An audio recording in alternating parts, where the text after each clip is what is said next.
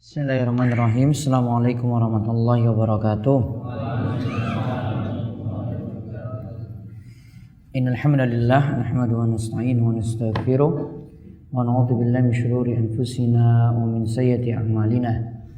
May yahdihillahu fala mudilla lahu wa may yudlil fala hadiyalah.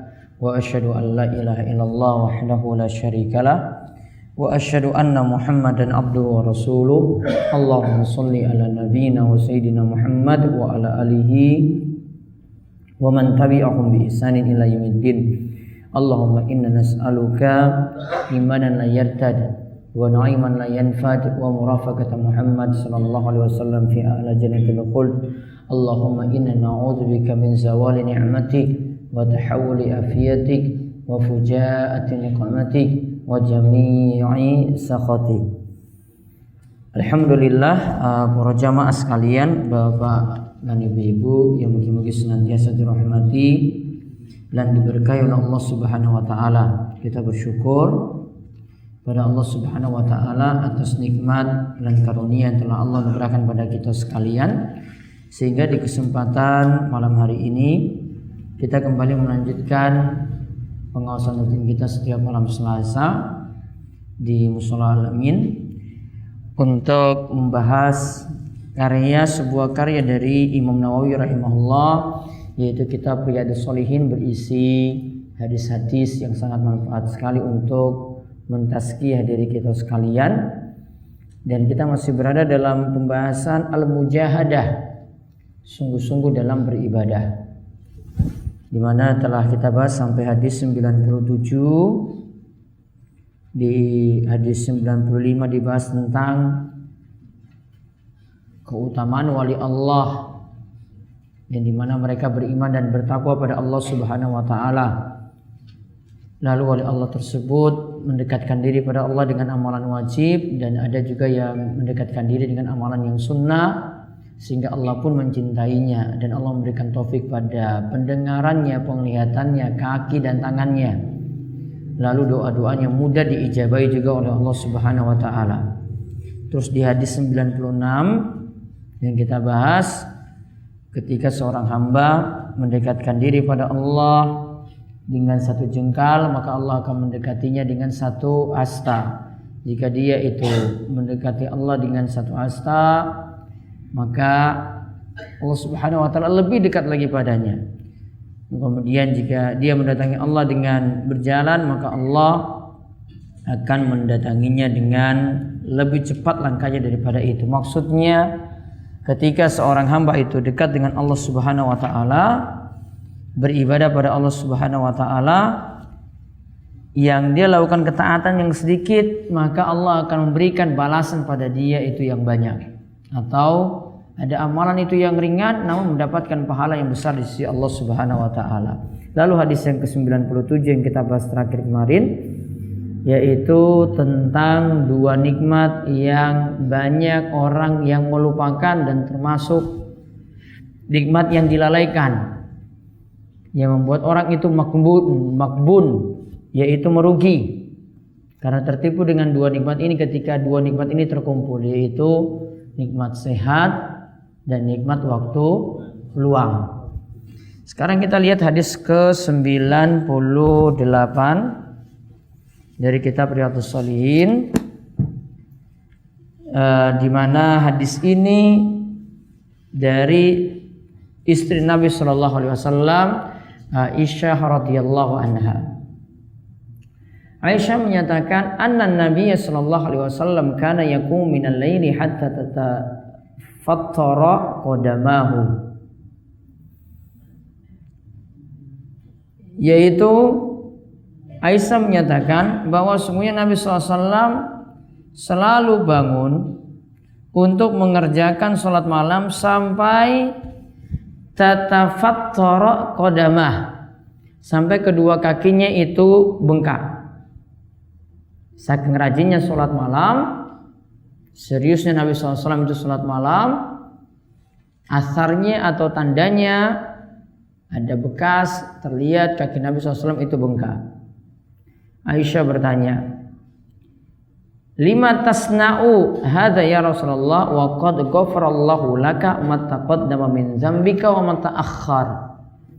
Wahai Rasulullah, kenapa engkau melakukan seperti itu padahal Allah telah mengampuni dosa-dosamu yang lalu dan wa ma ta'akhkhar dan yang akan datang. Kemudian Nabi SAW itu mengatakan, afala uhibbu an akuna abdan syakura. Apakah tidak sepantasnya jika aku menjadi seorang hamba yang selalu bersyukur. Muttafaqun alaih. Hadis ini diriwayatkan oleh Imam Bukhari dan Muslim, dan hadisnya lafaznya adalah lafaz Bukhari, dan juga yang semacam itu terdapat dalam Sahihain dari riwayat Al-Mughirah bin Syu'bah. Beberapa kesimpulan hari ini dari dalil ini, yaitu hadis 98. Yang pertama, Nabi SAW serius dan sungguh-sungguh dalam beribadah seperti dalam sholat malam. Nabi SAW itu serius dan sungguh-sungguh dalam beribadah seperti dalam sholat malam.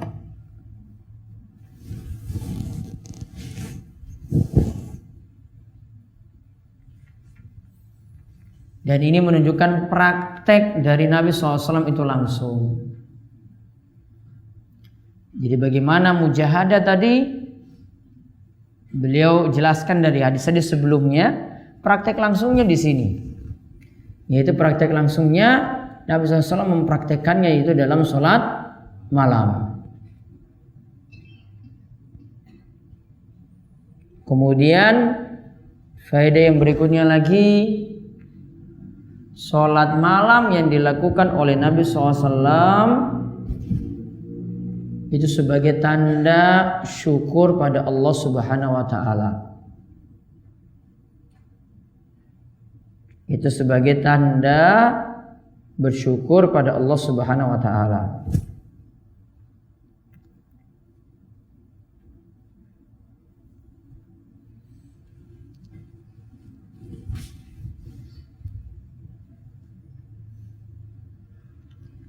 Jadi salat malam di sini dilakukan oleh Nabi SAW. Tadi disebutkan, afala uhibbu an akuna abdan syakura. Tidakkah sepantasnya aku itu menjadi hamba yang bersyukur. Berarti Nabi SAW serius sampai kakinya itu bengkak seperti itu, dikarenakan beliau ingin mensyukuri nikmat-nikmat Allah Subhanahu wa Ta'ala yang telah beliau dapatkan. Baik nikmat keseharian yang beliau dapat sampai nikmat kenabian yang telah dianugerahkan Allah Subhanahu wa Ta'ala istimewa bagi beliau. Kemudian faedah yang berikutnya lagi,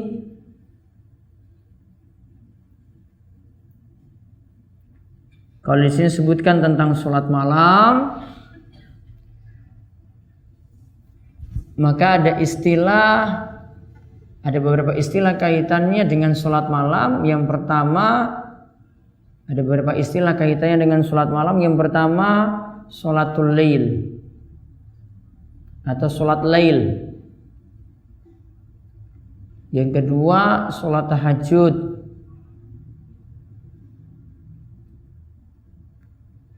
Yang ketiga, sholat tarawih. Yang keempat, qiyamul lail. Ada berapa istilah situ?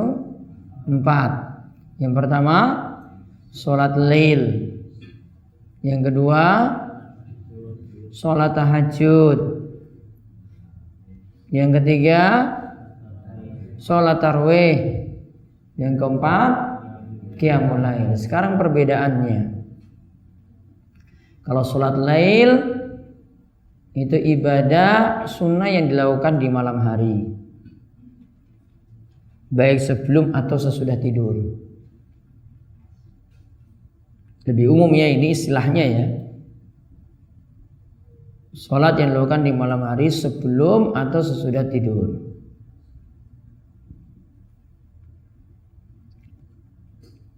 Jadi kalau ada yang nanti kita lihat sholat tahajud. Yang berikutnya sholat tahajud. Kalau sholat tahajud itu sholat malam yang dilakukan setelah bangun tidur.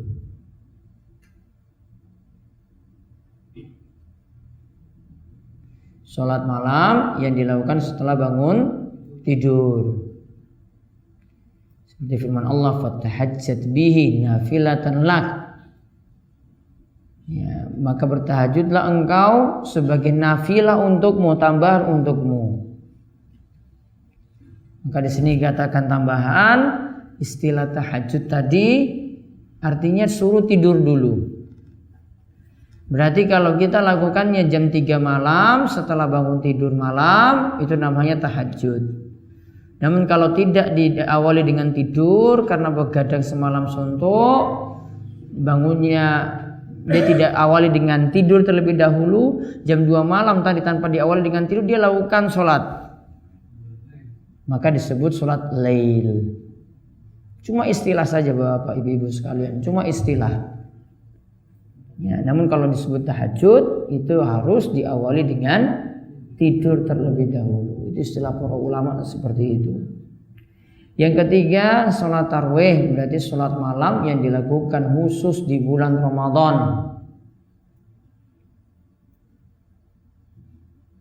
Sholat malam yang dilakukan khusus di bulan Ramadan.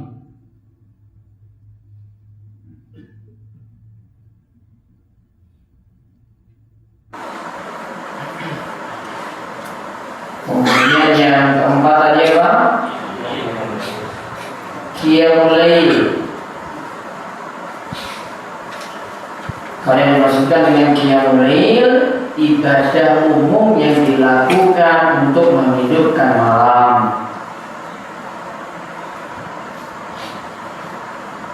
Kata para ulama, walau hanya sesaat, ini ibadah ini umum.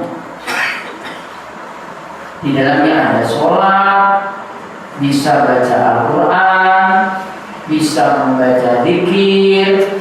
Itu namanya ibadah ya, disebut Qiyamul Lail. Qiyam itu artinya mendirikan, Lail itu artinya malam, artinya menghidupkan malam. Tidak mesti juga mayoritas malam. Dia cuma dapati sesaat saja.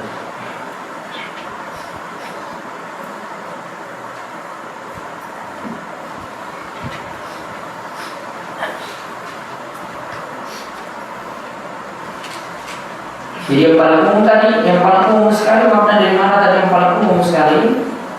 Qiyamul Lail. Dalam Qiyamul Lail itu nanti ada sholat lail. Dalam sholat lail itu nanti ada sholat tahajud. Namun kalau ada sholat lail yang dilakukan di bulan Ramadan namanya sholat tarawih.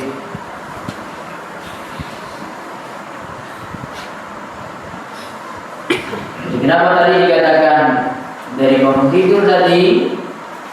Ya, untuk tahajud itu secara bahasa tahajud itu dari kata hajada, yang artinya tidur malam. Hajada yang artinya itu tidur malam, sehingga alasannya seperti itu. Berarti yang dilakukan oleh Nabi SAW ini apa? Karena yakum minal lail, berarti itu maksudnya umum. Ya, bisa artinya beliau itu sholat lail tanpa didahului dengan tidur atau tahajud. Namun kemungkinannya tak bisa karena dikatakan beliau bangun untuk sholat malam. Kemudian faedahnya lagi, boleh saja dalam ibadah itu nampak bekas-bekas. Boleh saja dalam ibadah itu nampak bekas-bekas. Seperti pada Nabi SAW ini apa? Apa yang dirasakan oleh Nabi SAW? Bengkaknya kaki. Namun ingat ini bukan kesengajaan. Ya, jadi jangan buat bekas tadi itu sengaja. Saya ingin perbanyak sujud biar nanti jidatnya itu kelihatan ireng. Ya, ini namanya sengaja. Kalau timbul dengan sendirinya nggak masalah, namun kalau dengan kesengajaan nantinya ada unsur riya. Nantinya ada unsur riya, munculnya belakangan orang-orang tanya, Masya Allah ini sampai buka kayak begini, ini luar biasa di malam hari. Ada begini juga. Tapi dari orang anggapannya seperti itu. Contohnya lah kalau sahabat mereka untuk amalan yang mereka nggak lakukan saja, mereka nggak mau nampakkan. Ini nggak lakukan, nggak mau orang lain itu nganggap dia lakukan. Ada Husain Abdul Rahman dengan Said bin Jubair. Husain ketika malam hari itu terkena di sengatan kalajengking. Dan saya tanya, kamu malam hari lihat bintang jatuh? Iya, saya lihat bintang jatuh. Namun maaf, saya tidak sholat malam. Lalu ngapain dia jawab, saya nggak sholat malam. Cuma ditanya kamu lihat bintang jatuh, saya jawab. Dan dia lanjutkan apa? Saya tidak sholat malam. Kenapa dia jawabannya sampai sini? Karena dia ingin supaya Said bin Jubair itu tidak husnuzon. Kalau husnuzonnya bagus sekali. Padahal kalau kita jadi Said, kalau kita jadi Husain, sudah biar saja. Nanti dia paling batinnya dia ngomong kita itu baik sekali. Ya. Karena juga kesengajaan dia juga.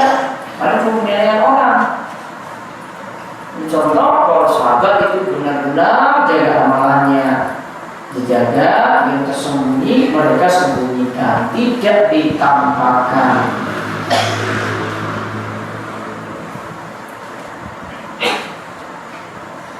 Kemudian faedah yang lainnya lagi, Rasulullah SAW diampuni dosanya yang lalu dan akan datang.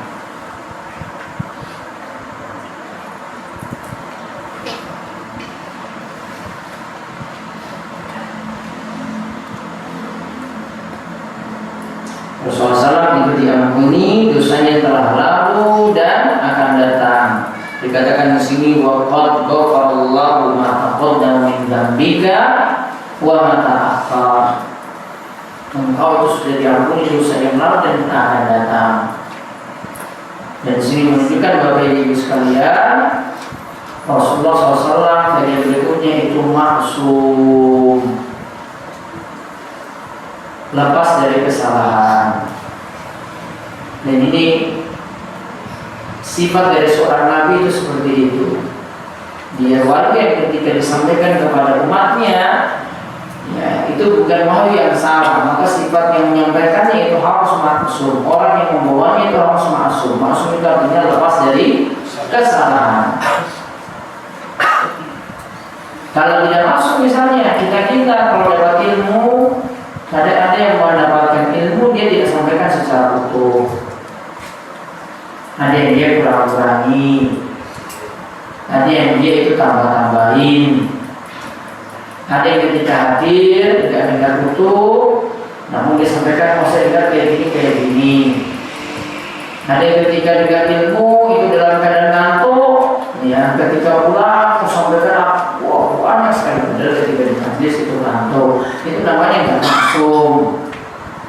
Ya, itu namanya enggak maksum. Kalau maksum, kesalahan-kesalahan seperti itu tidak dilakukan.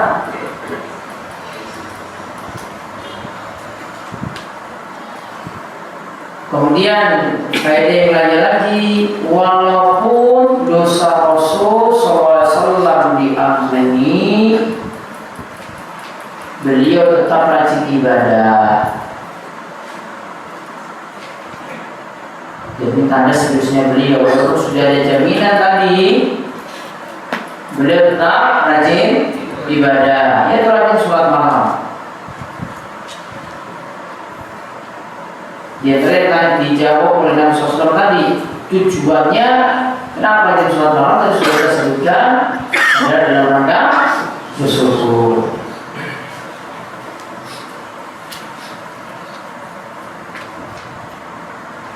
Kemudian faedah yang terakhir, setiap nikmat harusnya membuat kita tambah bersyukur pada Allah. Setiap ada nikmat itu harusnya membuat kita tambah bersyukur pada Allah.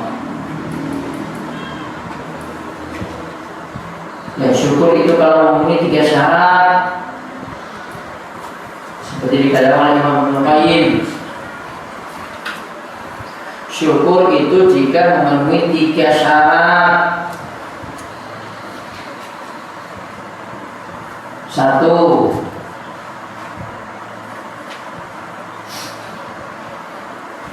meyakini nikmat dalam batin. Meyakini nikmat dalam batin datangnya dari Allah. Jadi nikmat ini diakui dalam batinnya, ini datangnya dari Allah.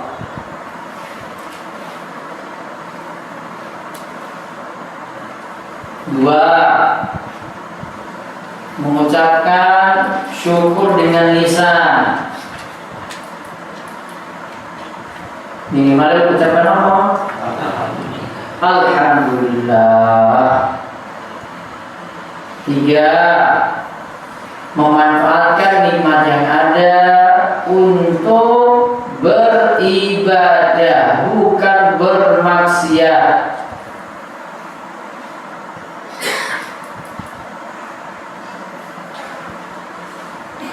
Memanfaatkan nikmat yang ada untuk beribadah, bukan bermaksiat.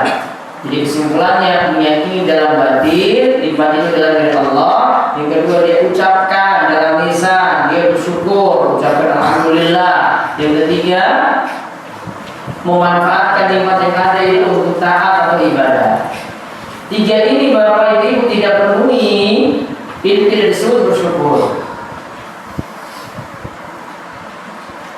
Dia ucapkan alhamdulillah, namun batinnya ini nggak akui sebenarnya nikmat dari Allah. Ini hasil kerja keras saya sendiri. Namun lisannya sudah mengucapkan alhamdulillah, namun batinnya ini akui ini usaha saya sendiri, bukan datang dari Allah. Berarti tidak bersyukur. Atau dia sudah yakin dalam hati, kemudian dia sudah ucapkan alhamdulillah, namun ketika nikmat ini ada, dia tidak manfaatkan untuk ibadah, namun dia manfaatkan untuk maksiat, maka tidak disebut bersyukur lagi. Dan ingat Bapak Ibu sekalian, ini patut dicatat sebuah perkataan yang bagus dari seorang ulama yang bernama Abu Hazim.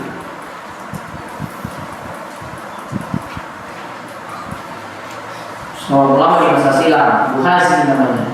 Beliau itu mengatakan, kullu nikmatin la tuqarribu ilallahi azza wa jalla fa hiya baliyah. Setiap nikmat yang tidak mendekatkan diri seseorang pada Allah, setiap nikmat yang tidak mendekatkan diri seseorang pada Allah,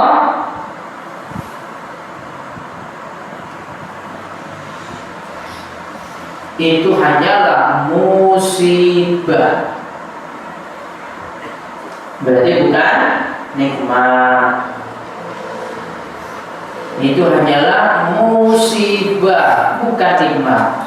Kullu nikmatin la tuqarribu ilallahi azza wa jalla fa hiya baliyah. Setiap nikmat yang tidak mendekatkan diri seorang itu kepada Allah, maka itu bukan nikmat, namun itu adalah musibah. Maka perhatikan, kita koreksi diri masing-masing. Perhatikan nikmat yang ada ini kita gunakan untuk apa?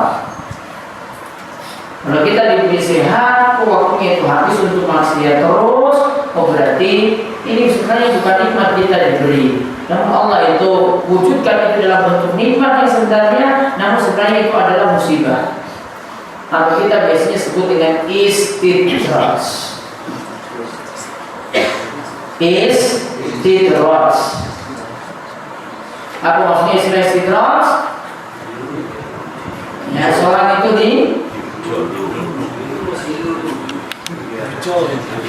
dia apa? Dibiarkan terus maksiat,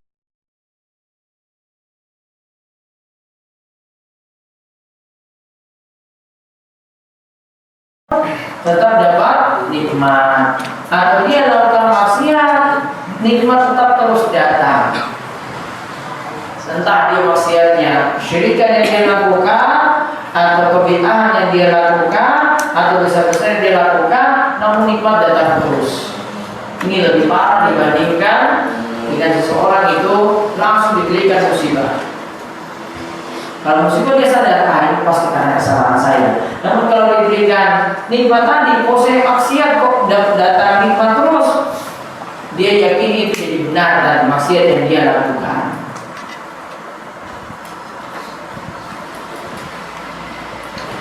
Kemudian hadis yang berikutnya, hadis saking Aisyah lagi.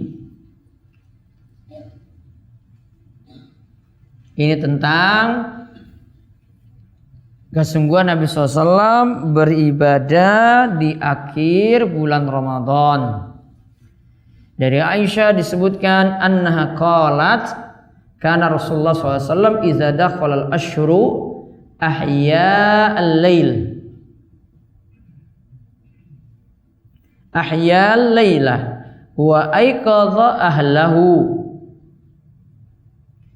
wa jadda wa shaddal mi'zar. Aisyah itu berkata, apabila Rasulullah Shallallahu Alaihi Wasallam memasuki 10 hari, 10 hari apa ini? Terakhir dari bulan Ramadan. Al-Ashur di sini artinya 10 hari terakhir dari bulan Ramadan. Beliau senantiasa menghidupkan malam-malam yang ada dan membangunkan keluarganya. Istri, anak-anak beliau bangunkan. Wajadda wasyaddal mi'zar. Beliau sungguh-sungguh dalam ibadah serta mengikat erat ikat pinggangnya. Sarungnya dikencangkan. Dan dimaksudkan di sini al-wal muradu al-ashrul al-awakhir min syahri Ramadan. 10 tadi, 10 hari tadi itu yang dimaksudkan adalah 10 hari terakhir dari bulan Ramadan. Mi'zar yang dimaksudkan itu izar, yaitu sarung. Yang dimaksudkan di sini Nabi SAW kencangkan sarungnya itu adalah meninggalkan istri-istrinya, tidak berhubungan intim. Kemudian tashmiru lil ibadah. Ada juga yang mengatakan beliau kencangkan sarungnya, artinya lebih serius lagi dalam ibadah. Ini makna yang kedua. Ada juga yang mengatakan makna yang lainnya adalah beliau menghabiskan waktu-waktunya untuk menyelesaikan ibadah. Ini keterangan dari Imam Nawawi seperti itu. Berarti kesimpulannya yang pertama,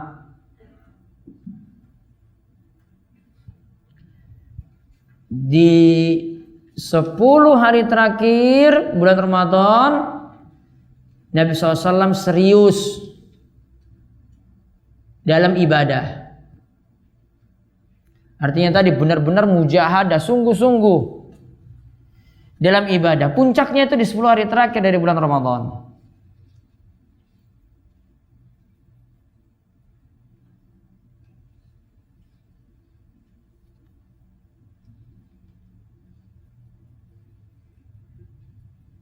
Kemudian faedah yang berikutnya lagi,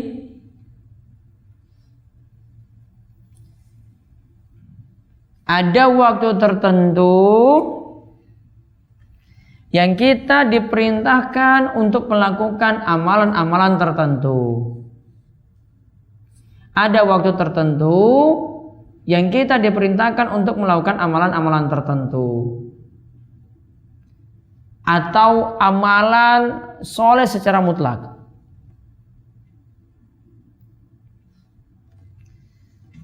Contoh misalnya ini 10 hari terakhir dari bulan Ramadan, waktunya khusus, waktunya tertentu. Diperintahkan kita untuk melakukan amalan tertentu. Lebih-lebih di sini lakukan itikaf, lakukan sholat malam. Contoh lagi 10 hari pertama dari bulan Zulhijjah, saking bulan besar. Diperintahkan untuk apa? Bisa puasa sunnah, bisa perbanyak takbir, bisa lagi apa? Perbanyak sedekah, amalan soleh apapun. Ini berarti amalan mutlak. 10 hari pertama dari bulan Muharram, sebagian ulama itu katakan ini juga mulia. 10 hari terakhir bulan Ramadan. Jadi 10 hari yang mulia pernah saya sebutkan. Ada 10 hari terakhir dari bulan Ramadan, 10 malam terakhir dari bulan Ramadan. Terus 10 lagi apa? 10 hari pertama dari bulan Zulhijjah. Terus 10 lagi apa? 10 hari pertama dari bulan Muharram. Pertama tanggal 9, 10 diperintahkan untuk puasa. Maka ada amalan khusus di bulan Muharram, di bulan Syuro ini. Amalan yang diperintahkan itu adalah amalan puasa. Kata Nabi SAW, afdhalus siyam ba'da Ramadan syahrullahil muharram. Sebaik-baik puasa setelah puasa Ramadan yaitu puasa di bulan Allah, bulan Muharram. Maka ada amalan tertentu dilakukan di waktu tertentu, atau amalannya mutlak, pokoknya amalan apapun dapat waktu tertentu kita lakukan amalan di situ.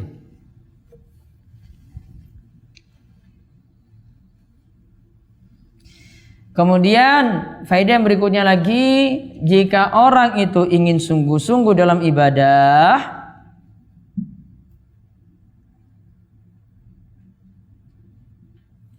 jika orang itu ingin sungguh-sungguh dalam ibadah, maka hendaklah mempersiapkan diri dan hilangkan segala macam gangguan. Mempersiapkan dirinya apa di sini Rasulullah SAW sebutkan, kalau untuk 10 hari terakhir bulan Ramadan, beliau mempersiapkan dirinya, malam itu dia hidupkan terus. Jika seriusnya beliau ngajak orang lain.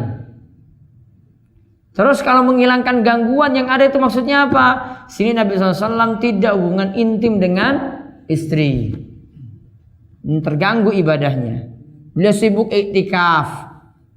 Biar apa lagi? Agar tidak terganggu dengan urusan-urusan dunia atau urusan dengan keluarganya. Maka kalau orang ingin serius dalam ibadah seperti itu, gangguan itu dihilangkan, terus persiapan yang matang. Orang mau ngaji juga demikian. Kalau mau ngaji serius, pakai persiapan yang matang. Ya. Kemudian hilangkan gangguan-gangguan yang ada. Ya, kalau sudah tetapkan satu waktu untuk ngaji, ikut pengawasan, ikut pengajian, maka waktu-waktu yang mengganggu pada jam tersebut ya ditinggalkan. Misalnya kebiasaan nonton sinetron atau yang lainnya, ya sudah ditinggalkan. Kalau dia ingin serius pada sesuatu seperti itu. Jadi dua hal yang dihimpun tadi apa? Lakukan persiapan. Yang kedua apa? Hilangkan gangguan. Lakukan persiapan, hilangkan gangguan. Yang mengganggu dihilangkan. Ini sama persis ketika kita juga ingin khusyuk dalam sholat juga demikian. Persiapannya matang, kemudian gangguan-gangguan dihilangkan. Contoh gangguan yang dihilangkan ketika kita sholat, saat makanan sudah tersaji, mana yang dipilih dulu? Makan dulu. Dengan catatan apa? Selama dalam keadaan lapar. Kalau sudah kenyang ngapain ya mendahulukan makan dulu, Pak? Malah tambah ngantuk toh. Iya. Ketika butuh makan, misalnya lagi buka siang, buka puasa, ini keadaannya pas. Namun kalau tadi itu baru makan malam, terus jam 7 ada yang tawarkan makan lagi, mau makan lagi, bisa ditunda berarti. Karena dia tidak terganggu dengan makanan yang kedua. Beda dengan makanan pertama dalam keadaan lapar sekali, terganggu nantinya. Hilangkan gangguan ini. Contoh lagi dalam sholat lagi, hilangkan gangguan. Kalau dalam keadaan pingin buang hajat atau pingin kentut, maka ini diselesaikan dulu, jangan langsung sholat. Karena apa? Mengganggu sholat. Terbukti nggak mengganggu? Terbukti sekali. Ya, dia tahan-tahan terus. Wah, ini mudah-mudahan nggak keluar sampai detik terakhir. Ya kan? Maka terganggu sholatnya, jadi nggak khusyuk. Maka kalau pengen khusyuk gimana? Yang gangguan dibuang. Persiapannya matang.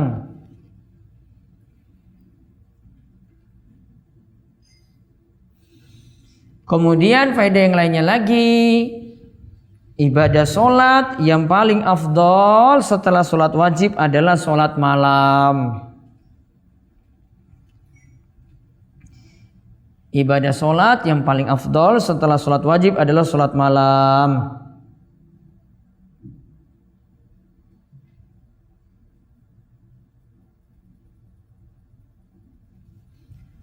Kemudian faedah yang berikutnya lagi, dalam ibadah hendaknya juga mengajak keluarga, tidak mementingkan diri sendiri saja. Di sini Nabi SAW ngajak keluarganya enggak? Tadi sholat malam beliau bangunkan keluarga. Untuk ibadah yang lainnya juga seperti itu Bapak Ibu-ibu. Sholat 5 waktu, perhatikan suami, kalau itu istri perhatikan anak-anak. Sudah sholat apa belum? Untuk suami ingatkan istri, ingatkan anak-anak sudah sholat apa belum. Biasakan anak itu untuk bangun subuh. Kalau itu laki-laki, bapak biasakan anak itu dibawa ke masjid. Kalau sudah pas untuk dibawa ke masjid, biar dilatih sholat berjamaah. Kalau itu anak putri bisa dengan ibunya di rumah. Ya, itu bisa dilatih seperti itu. Kalau sudah lebih besar lagi, latih sholat malam, latih sholat duha. Biasakan seperti itu pula.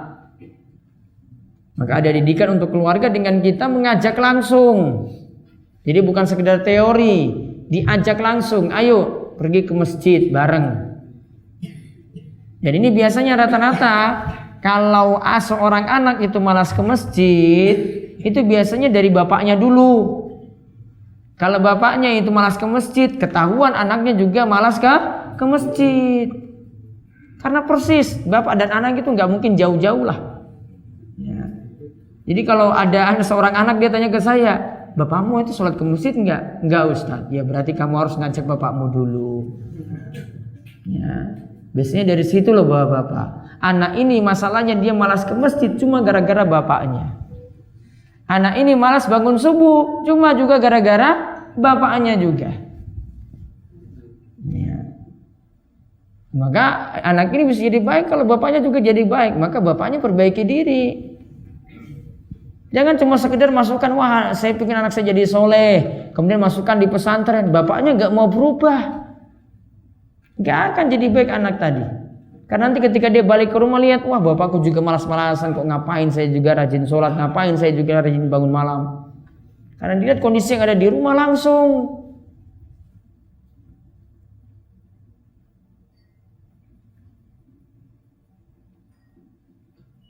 Kemudian faedah yang terakhir dari hadis ini,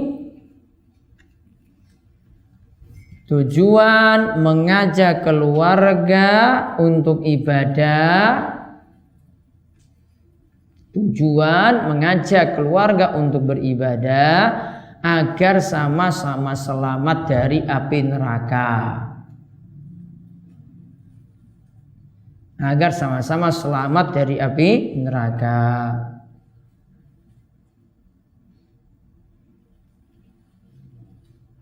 Jadi bapak memperhatikan seperti itu, ngajak anaknya seperti tadi karena dia ingin dia selamat, keluarganya juga selamat. Sebagaimana perintah Allah, ya ayyuhalladzina amanu qu anfusakum wa ahlikum nara. Wahai orang yang beriman, jagalah diri kalian, jagalah juga keluarga kalian dari api neraka. Jadi bukan hanya dirinya sendiri, dia pengen anak-anaknya diajak seperti itu, istrinya diajak seperti itu supaya semua selamat dari neraka. Kemudian satu hadis lagi, hadis saking Abu Hurairah radhiyallahu anhu. Saya bacakan saja artinya, nanti penjelasannya pekan berikutnya. Abu Hurairah radhiyallahu anhu mengatakan Rasulullah sallallahu alaihi wasallam bersabda, al-mu'minul qawi khairun wa ahabbu ilallahi minal mu'minid dhaif wa fi kullin khairun. Mukmin yang qawi, mukmin yang kuat itu lebih baik dan dicintai oleh Allah daripada mukmin yang dhaif, mukmin yang lemah. Namun baik itu mukmin yang qawi yang kuat maupun mukmin yang dhaif yang lemah, semuanya baik. Karena semuanya sama-sama beriman. Yang penting punya iman, semuanya itu berarti baik. Walaupun nanti imannya itu bertingkat-tingkat, yang imannya itu, yang mukminnya itu kuat, imannya lebih tinggi tentu daripada mukmin yang dhaif yang imannya itu lemah. Kemudian Nabi SAW katakan, ihris ala ma yanfa'uka, bersemangatlah untuk hal yang bermanfaat untukmu, wasta'in billah, dan minta tolonglah pada Allah, wala ta'jas, dan janganlah engkau malas, wa in asabaka syai'un fala taqul law anni fa'altu kana kadza wa kadza. Bersemangatlah dan minta tolonglah pada Allah, dan janganlah malas, dan jika sesuatu itu menimpamu, ada musibah yang menimpamu, maka janganlah mengatakan andai aku melakukan ini dan itu, maka nanti terjadi ini seperti ini seperti ini. Walakin qul qadarallah wa masya'a fa'al. Namun yang diucapkan adalah qadarallah, ini sudah jadi takdir Allah, segala apa yang Allah tetapkan pasti terjadi. Terus Nabi SAW katakan, fa inna law taftahu amal syaitan, karena yang namanya ucapan law, andai itu nanti akan membuka pintu-pintu syaitan. Di sini diriwayatkan oleh Imam Muslim. Ini juga jadi dalil kita diperintahkan untuk semangat dalam ibadah. Wallahu a'lam bishawab. Monggo jika ada pertanyaan dipersilahkan. Ya. Langsung ya. Assalamualaikum warahmatullahi wabarakatuh. Waalaikumsalam. Karena banyaknya yang akan tanya, saya 3 pertanyaan yang terkait dengan apa yang disampaikan Pak Ustaz. Pertama masalah puasa di bulan Muharram, terutama masalah puasa Tasu'a. Kemarin saya menyampaikan ceramah, ditanya hadisnya sahih atau tidak. Saya tidak ada jawab, karena jawaban saya tidak.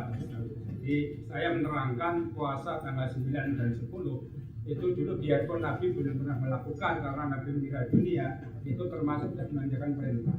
Yaitu jawaban saya, karena saya menyampaikan lewat WA itu puasa di bulan Muharram, apa yang tadi Ustaz sampaikan itu lebih setelah Ramadan paling baik puasa Muharram itu puasa yang Rasulullah atau yang 10 Muharram atau yang puasa yang lainnya. Itu saya sampaikan puasa di bulan Muharram itu tidak hanya itu, tanggal 9, 10 kalau bisa. Karena saya malam Jumat juga ngisi di sana itu dikatakan gini Pak Ustaz, Pak, kalau puasa kok dimulai Jumat apa boleh? Karena itu kan pas tanggal 9-nya harinya Jumat. Nah terus kalau nggak kamu Jumat nggak bisa puasa karena ragu-ragu, tambahlah hari Ahad, jadi tanggal 10, 11 itu puasa di bulan Muharram untuk menyelisih, yaitu harinya yang dimuliakan kaum Yahudi dan Nasrani.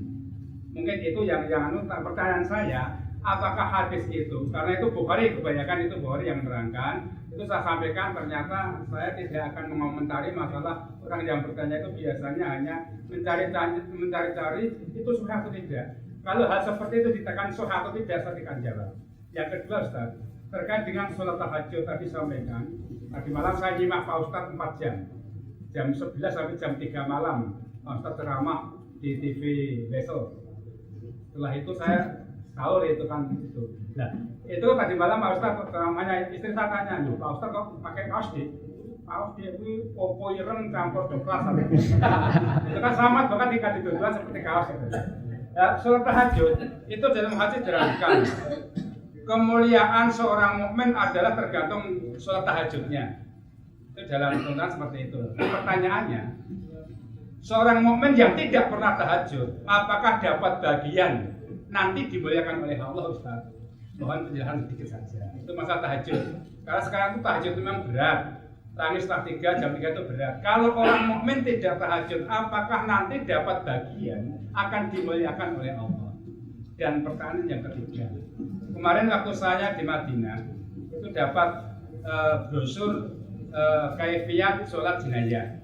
Di situ dijelaskan sholat jenazah itu salamnya hanya 1 kali, hanya assalamualaikum warahmatullah, itu ke kanan trok, ke kiri tidak pakai. Itu di Madinah maupun di Masjidil Haram. Nah pertanyaan saya, kalau di sini saya baca di kitab Nailul Autar itu salamnya kan komplit, assalamualaikum warahmatullahi wabarakatuh. Apakah itu semuanya boleh dipakai? Dan yang kedua, bacanya sholawat. Kalau di sini cukup sholawat pendek. Kalau di sana sampai innaka hamidun majid. Apakah itu semuanya boleh dipakai atau tidak? Dasarnya itu karena hanya kaifiatnya sedikit, tidak ada istilahnya hadis mana-mana, tidak ada. Mohon penjelasan. Terima kasih. Assalamualaikum warahmatullahi wabarakatuh. Waalaikumsalam warahmatullahi wabarakatuh. Yang pertama, puasa 9 Muharram. Itu ada tuntunan saking hadis Ibnu Abbas, diriwayatkan oleh Imam Muslim. Ketika orang-orang Yahudi itu puasa pada tanggal 10 Muharram atau Asyura, maka Rasulullah SAW ketika itu juga berpuasa pada hari Asyura. Saat itu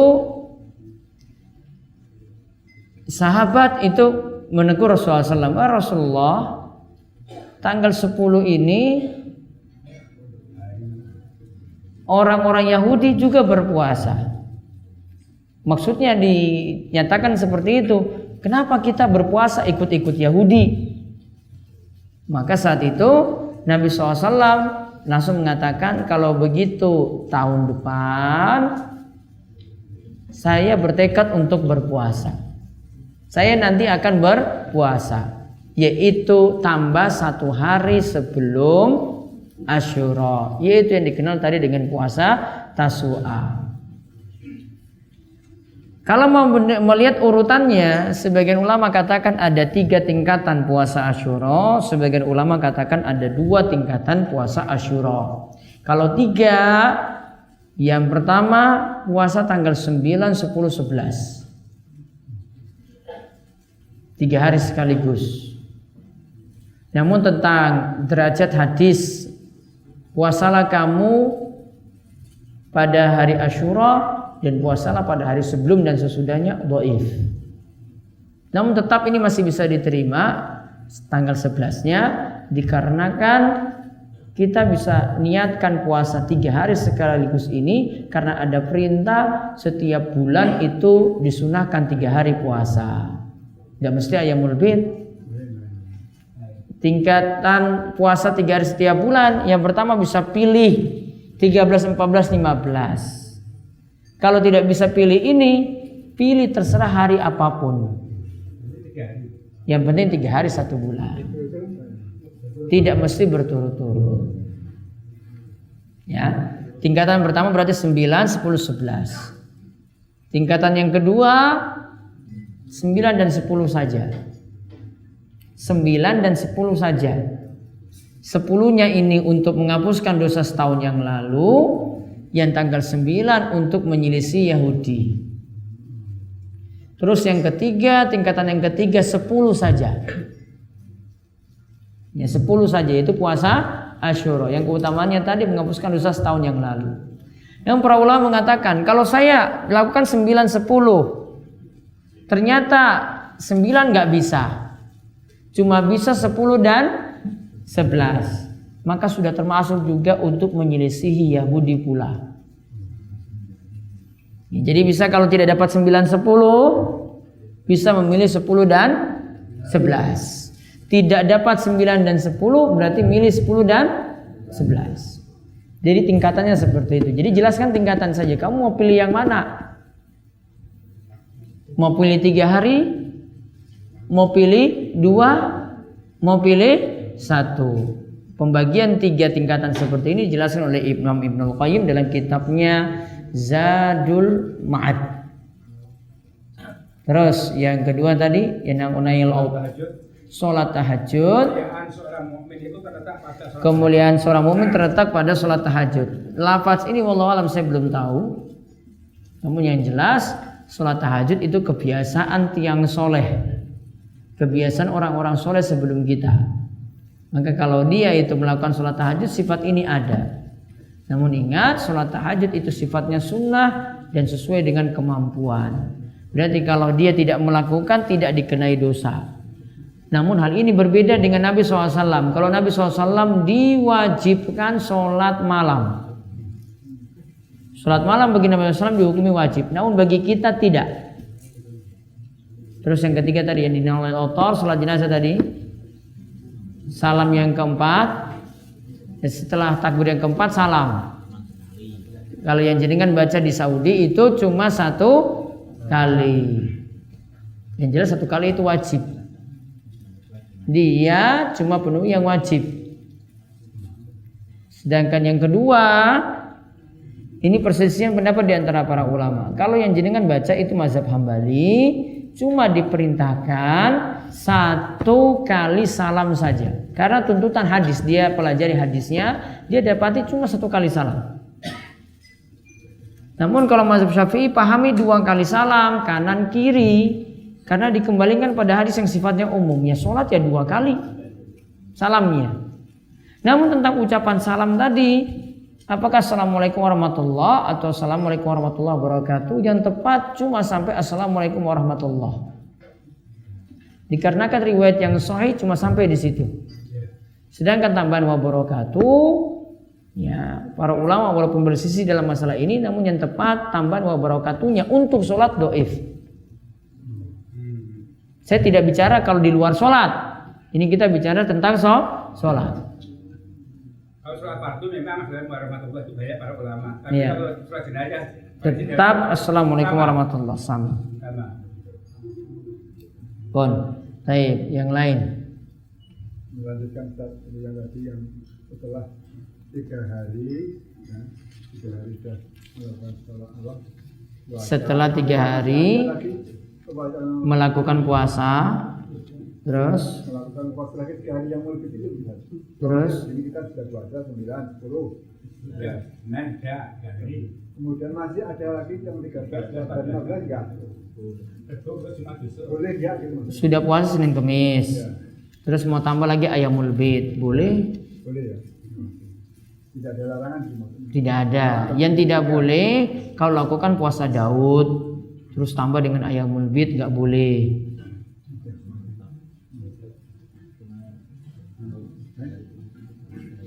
Terus ya.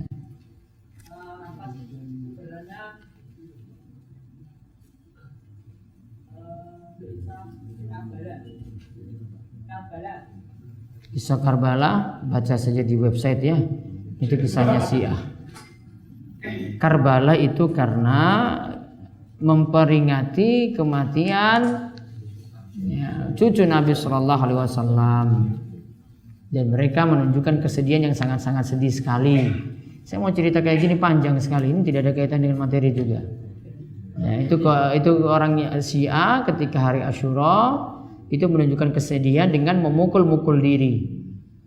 Ya, mereka sedihnya dengan nampar pipi sendiri, mukul kepala sendiri, mukul badan sendiri untuk menunjukkan kesedihan. Padahal Nabi SAW kalau dalam masalah orang sedih, sampai pun orang mati, nggak boleh, ya, nggak boleh menunjukkan nampar-nampar seperti itu, tidak menunjukkan sabar. Karena sabar itu harus dengan hati, sabar itu dengan lisan, sabar itu juga dengan anggota badan. Anggota badan tidak boleh disakiti. Ini perintah dari Nabi SAW, namun dilanggar oleh orang Syiah. Ya. Pembahasannya panjang, cari di website saya saja, nanti ada penjelasannya seperti itu. Dalam sistem jual beli produk, bolehkah kita mengcopy produk orang lain lalu kita jual? Ini namanya bajak punya orang tanpa izin, dijual duitnya haram. Segala sesuatu itu harus minti binafsihi. Mau dijual punya orang, sama seperti barang mau dikopi punya orang, harus dengan izin orang. Kalau enggak berarti makan uang haram, enggak berkah. Apakah doa kita lebih afdol daripada doa ibu? Doa kita afdol, doa ibu juga afdol. Bagaimanakah hukum dari GoFood dan kawan-kawannya GoPay, GoFood niku masalah.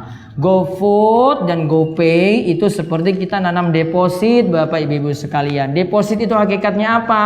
Kita ngutangkan pada GoPay, pada GoFood. Nitip itu bukan nitip, namun kita ngutangkan. Ini tak utangke kue. Ya, saya utangkan pada orang itu. Itu namanya deposit tadi.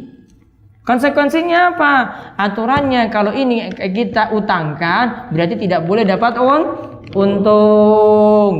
Untungnya bagaimana? Diberikan fasilitas-fasilitas tertentu dari GoPay atau GoFood tadi, diberi diskon besar kalau punya GoPay GoFood. Nah, itu baru jadi masalah. Kalau bayarnya normal tidak tanpa diskon-diskon nggak masalah. Namun kalau ada paket khusus atau pada promo-promo tertentu kita manfaatkan. Nah, itu baru jadi masalah. Karena nanti masuk kaidah setiap utang piutang yang ada manfaat atau keuntungan, maka itu masuk riba. Itu saja kita cukupkan. Kita tutup kalian doa kafaratul majlis. Monggo. Subhanakallahumma bihamdika asyhadu an la ilaha illa anta astaghfiruka wa atubu ilaik. Assalamualaikum warahmatullahi wabarakatuh.